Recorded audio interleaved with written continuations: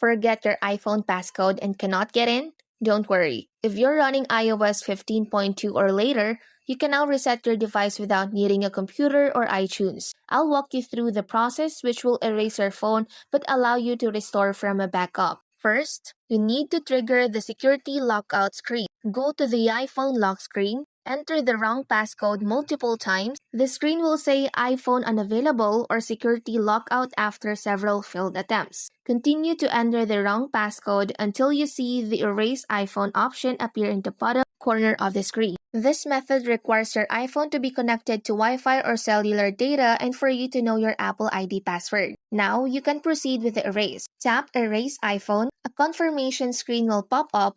Tap Erase iPhone again. Enter your Apple ID password to sign out of your account and confirm the erase. The iPhone will restart and go to the hello screen just like a new phone. With the passcode gone, you can now set up your iPhone again. Like select your language and region. When you reach the apps and data screen, choose Restore from iCloud Backup. Sign in with your Apple ID and select the most recent backup to restore your data. That's it. You have successfully reset your iPhone's passcode without iTunes and can now restore all your data.